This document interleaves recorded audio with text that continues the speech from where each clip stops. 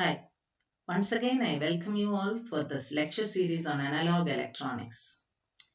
In today's lecture series, we are going to discuss about formation of p-n junction. In the previous class, we have discussed about semiconductors, how semiconductors are formed, what is an intrinsic semiconductor, what is an extrinsic semiconductor, and there are two types, p-type extrinsic semiconductors and n-type extrinsic semiconductors. This n-type and p-type extrinsic semiconductor as such may not be useful.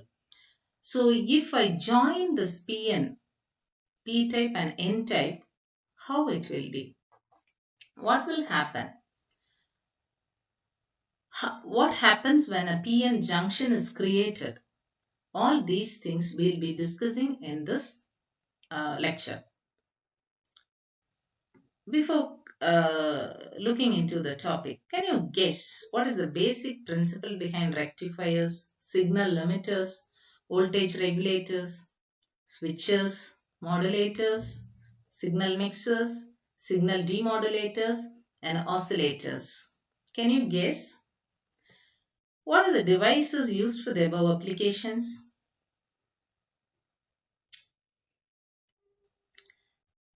Whether p-type extrinsic semiconductor and n-type extrinsic semiconductor can be used as such.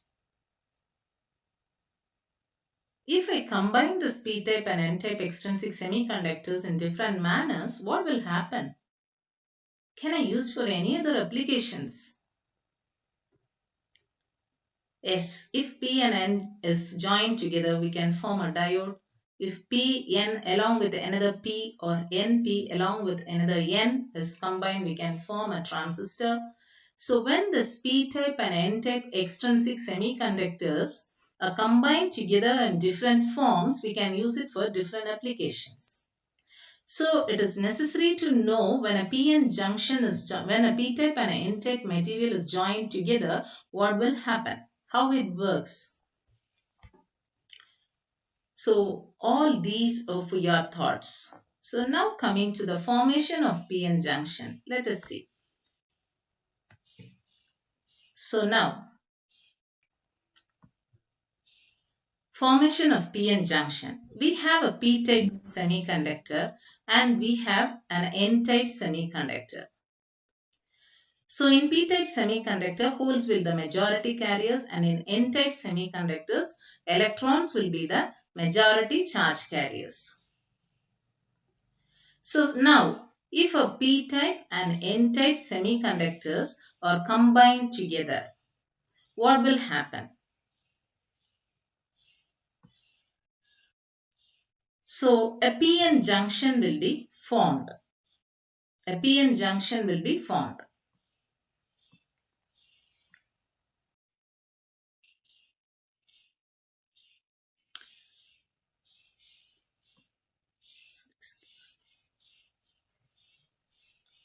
So this is how a p-n junction is forming. So now when a p-n junction is formed, see the electrons from the n side and holes from the p side will be moving together. And it gets eliminated each other, it gets neutralized, and it forms a region known as depletion region, which do not allow further movement of holes and electrons. It acts as a barrier.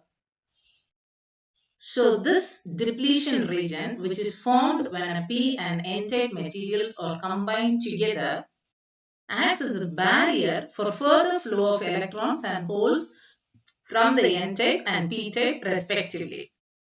So one thing which we have to notice, p-n junction has both, it is bipolar, majority charge carriers can be holes as well as it could be electrons.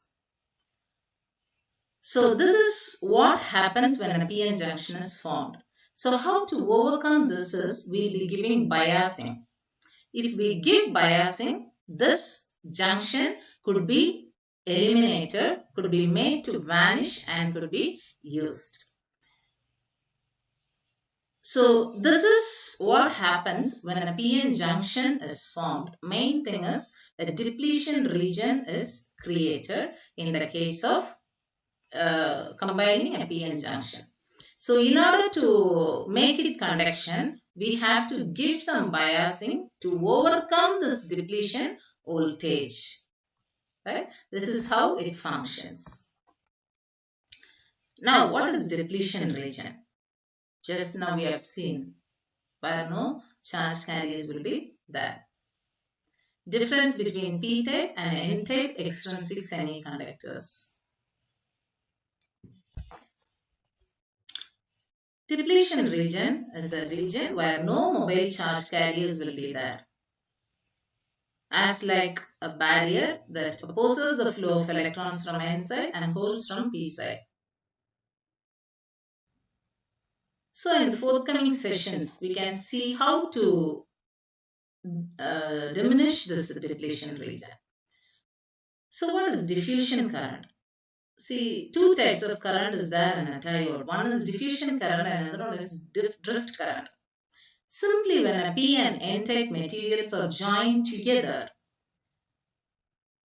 due to the density of the P-type means holes and electrons, a flow, that is a movement of holes and electrons will be there. This leads to diffusion current. We haven't given any biasing, any triggering voltage has not been given. Simply when a P-type and N-type materials are connected together, obviously the electrons from the N side and holes from the P side will be moving here and there.